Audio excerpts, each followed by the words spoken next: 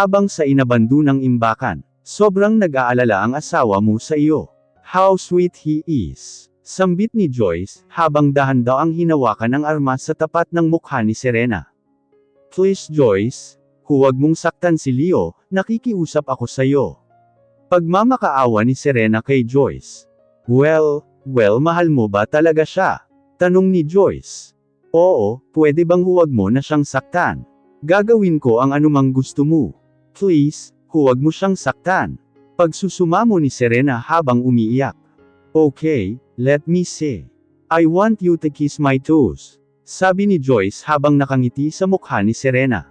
At pagkatapos ay pinakawalan siya ng lalaki na nakatayo sa gilid ni Serena. Mahal kita Leo. Come on Serena, kung mahal mo talaga si Leo, halikan mo ang mga daliri ng paa ko. Sabi ni Joyce. Dahan-dahan na lumuhad si Serena sa harapan ni Joyce habang umiiyak. Yumuko siya at hinalikan ang mga daliri sa paa ni Joyce. Tumawa ng malakas si Joyce. Napakasyangga mo, sigaw ni Joyce at sinipa ng gusto ang katawan ni Serena. Napasubsob naman si Serena sa maduming sahig, at muling nakiusap kay Joyce. Lumuhad si Serena sa harapan ni Joyce, at nakiusap dito. Please Joyce, huwag mong saktan si Leo. Gagawin ko ang lahat ng gusto mo. But please, nakikiusap ako sa iyo, don't hurt him please. Pag-iisipan ko, sambit ni Joyce at tumawa ito, na tila ba may binabalak na masama. Takot na takot si Serena sa pwedeng gawin ni Joyce para kay Leo. Hangad lang niya na hindi na dumating si Leo. Don't come here Leo, don't come here please. Bulong ni Serena sa sarili habang umiiyak. Nang makarating si Leo sa lugar, ay dahan-dahan siyang pumasok sa loob. Dumampot siya ng kahoy sa mga nakakalat sa lugar. Nakita niya ang isang lalaking nakatayo, pinalo niya ito sa may batok. Meron ulit siyang nakitang lalaki, nakipagsangbuno siya dito. Sinuntok niya ito, subalit may kalakasan ito. Tutukan na sana siya ng armas, subalit agad niyang sinipa ang kamay nito, na siyang nagpatalsak sa hawak nito. Matapos ang maraming suntok, ay napatumba niya rin ito. Kinuha niya ang armas nito na nahagis sa lapag. Duguan na din ang mukha ni Leo, nang matapos ang pakikipagsuntukan sa lalaking iyon. Dahan-dahan ulit siyang naglakad papasok. Pagdating niya sa loob, ay nakita niya si Serena na nakaluhod sa harapan ni Joyce, na may mga sugat sa mukha habang umiiyak.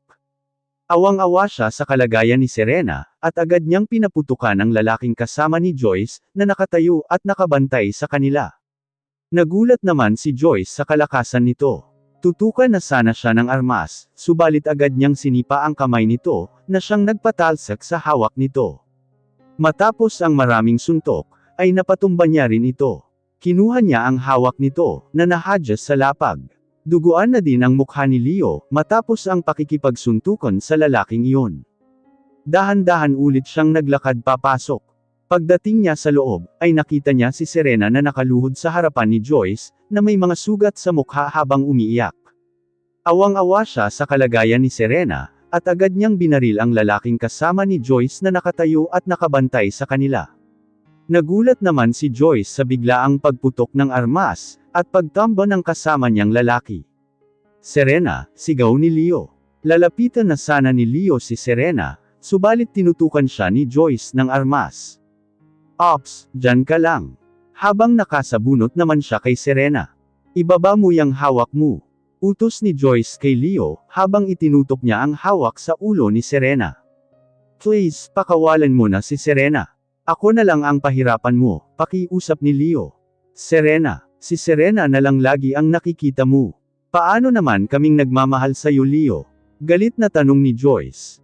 Wika nito habang nasasaktan. Please, pakawalan mo na siya Joyce. Muling pakiusap ni Leo. At bakit? Kapag pinakawalan ko ba si Serena, mamahalin mo na rin ako ha? Naiinis na wika ni Joyce. Wala namang masabi si Leo, at nakatuon pa rin ang kanyang mga mata sa kaawa-awang si Serena.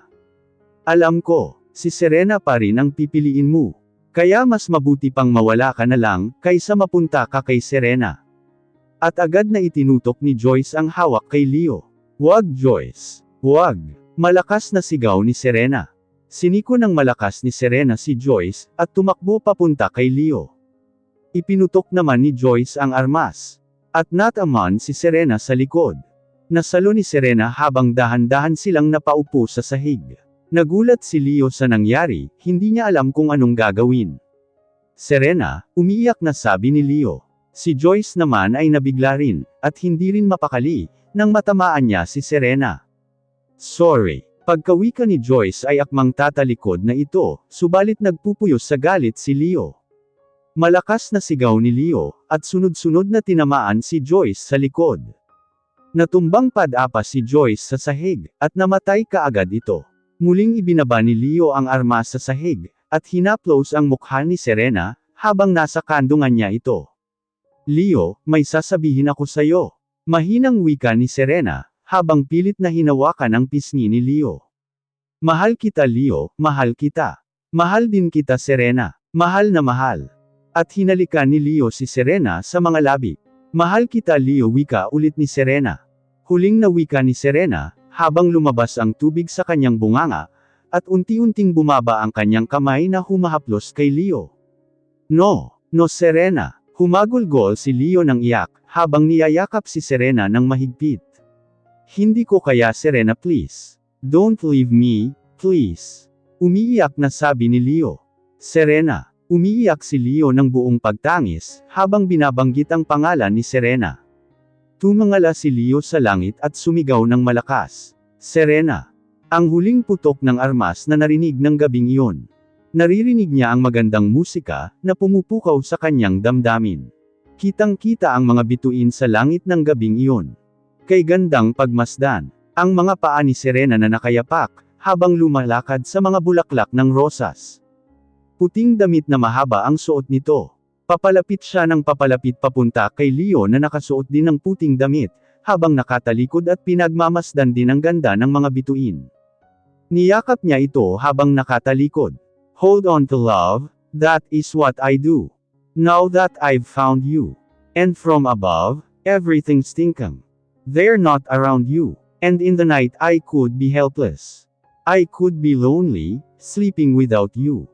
And in the day, everything's complex. There's nothing simply when I'm not around you. But I miss you, when you're gone. That is what I do, babe. And it's going to carry on. That is what I know. Hold on to my hands. I feel I'm sinking without you. And to my mind, everything's stinking without you. And in the night I could be helpless. I could be lonely, sleeping without you. Agad namang humarap si Leo kay Serena, at nagsayaw sila sa musika ng kanilang mga puso. Namungay ang mga mata nila, at dahan-daang yumuko si Leo, at marahang hinalikan si Serena. Matamis ang mga halik na iyon.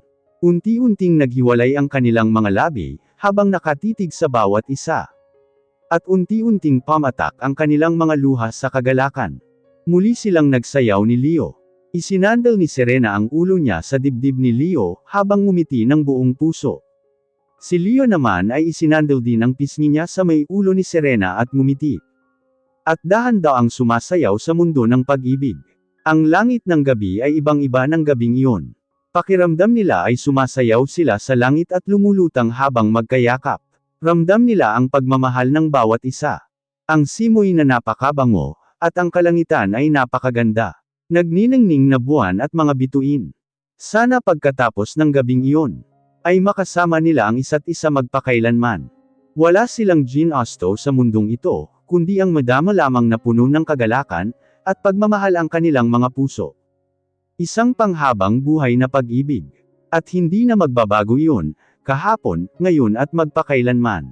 Napakatamis ng ngiti ni Leo, habang nararamdaman niya ang pintig ng kanyang puso na napakabilis. Ang nais lang niya sa araw na ito, ay hindi madaling magtapos at nais niyang sumayaw kasama ang babae na kanyang minamahal, magpakailanman sa ilalim ng kumikislap na mga bituin sa kalangitan. Naramdaman ni Leo ang pagmamahal ni Serena sa kanya. Kung maibabalik pa niya ang oras na nasa tabi pa rin niya si Serena, nakikita ang ngiti nito, at kung paano kumikinang ang mga mata niya. Pinangarap ni Leo ang mga pangyayaring iyon sa gabi. Ngumiti siya habang dahan-daang iminulat ang kanyang mga mata, na nagising mula sa mga panaginip na iyon.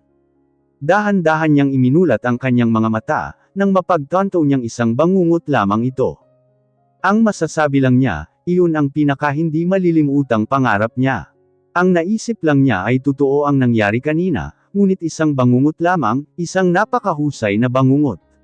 Akala niya nasa tabi niya si Serena, ngunit napagtanto niya na ang kanyang ina lamang ang narito.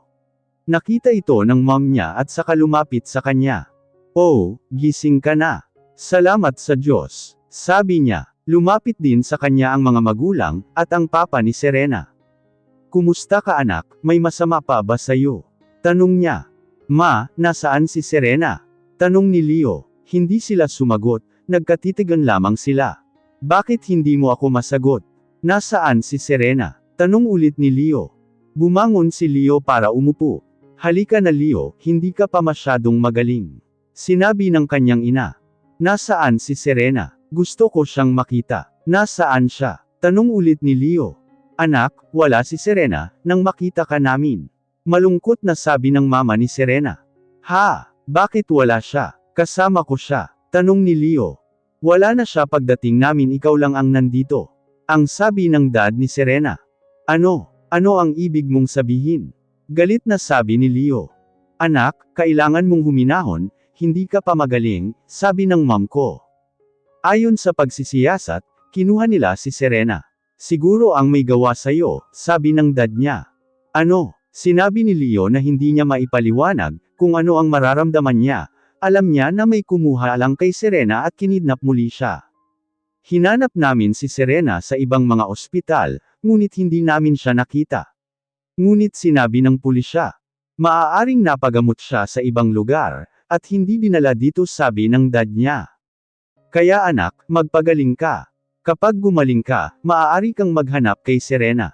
Ngayon magpakabuti ka muna," sabi niya. Hindi mom. Hahanapin ko si Serena ngayon din. Kahit ano at saan siya." Pagpupumilit ni Leo. "Anak, hinahanap na ng staff ng daddy mo si Serena, malapit na natin siyang mahanap. Kaya, magpagaling ka muna. Kailangan mong maging malakas," sabi ng mama niya. "Tama ang mom mo, maging matatag ka muna, bago mo siya hanapin. Mahahanap din natin si Serena," ang sabi ng dad niya. Lumipas ang mga araw. Nakabawi na si Leo at tuluyan ng gumaling. At sinimulang hanapin ni Leo si Serena, naisip niya kung saan pupunta si Serena, at ang kanyang mga kaibigan ay tinanong na din niya. Ngunit bigo si Leo na makita si Serena. Linggo, buwan at taon na ang lumipas. At hanggang ngayon, hindi niya alam kung saan hahanapin si Serena. Isang hapon, nagpunta sa dagat si Leo. Ang lagi nilang pinupuntahan ni Serena sa gabi. Dahan-dahan siyang bumaba mula sa sasakyan, at tumingin sa paligid. Huminga siya ng malalim, at nilanghap ang sariwang hangin dito, habang nakatingin sa dagat. "Serena, I miss you. Nasaan ka na? Pikite ka na sa akin oh." Dahan-daang tumulo ang luha ni Leo. "Hindi ko na alam kung saan ka hahanapin, o kanino ka hahanapin, sana ay okay ka lang. Mahal na mahal kita, sana ay bumalik ka na sakin." Pagkatapos ay napaupo si Leo sa damuhan habang umiiyak. "Alam kong magkikita ulit tayo. At kapag nagkita tayo, mangangako ako na hindi na kita bibitawan. Palagi akong hahawak sa iyong mga kamay. Kahit saan mo nais pumunta, hindi ka na mawawala sa paningin ko ulit. Pero sana, bumalik ka na sa akin. Namimiss na kita Serena, hindi ko na alam ang gagawin ko. Umaasa ako na makita ka sa lalong madaling panahon."